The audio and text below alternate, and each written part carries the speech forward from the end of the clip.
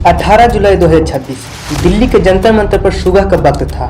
एक तरफ पुलिस का घेरा और दूसरी तरफ 21 दिनों से अनशन पर बैठे एक आदमी की कमजोर होती हुई सांसें। नाम था सोनम वांगचुक। लेकिन 18 जुलाई 2026 सुबह का जो हुआ उसने एक सवाल पूरे देश के सामने पैदा कर दिया। क्या किसी आंदोलन को रोकने के लिए आंदोलन के सबसे बड़े चेहरे को हटा देना काफी है? सोनम वांगचुक ने दिल्ली के जंतर मंतर पर अनिश्चितकालीन भूख हड़ताल की शुरुआत की। उनका समर्थन कर रहा था कॉकरोच जनता पार्टी और अनेक युवा। इस आंदोलन का केंद्र था परीक्षा व्यवस्था में सुधार, पेपर लीक जैसी समस्याओं पर जवाबदेही और शिक्षा व्यवस्था में पारदर्शिता की मांग, और साथ ही साथ एजुकेशन मिनिस्टर का इस्तीफा। सोनम वांगचुक ने अपना विरोध भाषणों से नहीं बल्कि अपना खाना छोड़कर शुरू किया। उनका समर्थन अनेकों लोगों ने किया है, जिसमें कई बड़े नेताओं जैसे कि शशि थरूर, अरविंद केजरीवाल, सुप्रिया सुले, संजय सिंह जैसे अनेक चेहरे शामिल हैं, और साथ ही साथ अनेकों फिल्मी कलाकार भी जैसे कि सोनाक्षी सिन्हा। आज हम उसे रहा नहीं जा रहा। सोनम वांगचुक, हम सब इन्हें जानते हैं।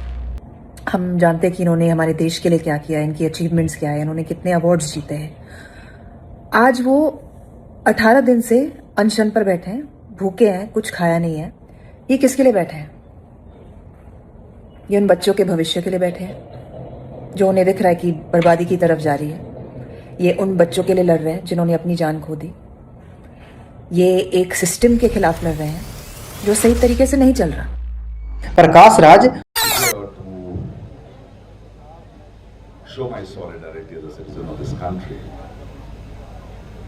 which I think is one of the most wonderful movement by the youngsters of this country.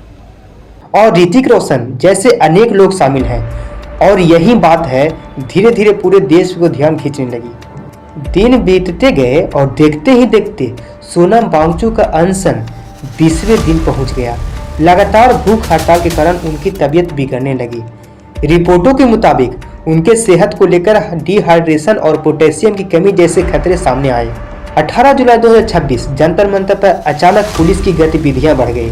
कुछ मिनटों में ही पुलिस कर्मियों ने सोनम वांगचुक को घेर लिया और वहां से उन्हें जबरन दिल्ली के सफदरगंज हॉस्पिटल में ले जाया गया। आंदोलनकारियों का कहना था कि अगर स्वास्थ्य चिंता थी तो क्या उनकी सहमति के बिना उन्हें हटा जाना जरूरी था?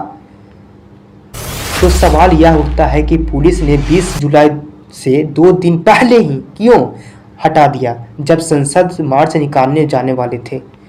क्या यह आंदोलन को खत्म करने की साजिश था? लेकिन कहानी यहीं खत्म नहीं होता है।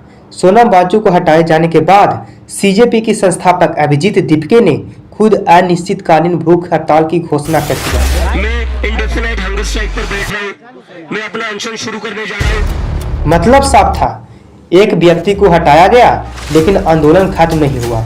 जंतर मंतर पर अनेकों समर्थक जुटने लगे और फिर आंदोलन की आवाज और तेज हो गई। लेकिन इसी दौरान एक और वाकया सामने आया। एक महिला ने अभिजीत दीपके के चेहरे और कपड़ों पर स्याही फेंक दिया और उसके साथ हाथापाई भी की, लेकिन थोड़ी देर बाद पुलिस ने उसे हटा दिया। क्या यह भी प्रोटेस्ट को कमजोर करने की नीति था? अब इस आंदोलन की नजर है 20 जुलाई 2026। आंदोलन से जुड़े लोगों ने संसद की ओर मार्च करने की घोषणा कर दी है।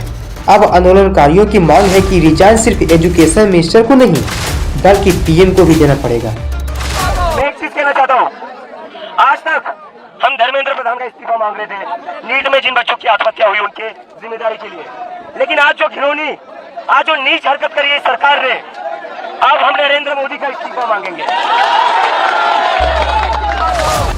आप इस बारे में क्या सोचते हैं? कमेंट में जरूर लिखें।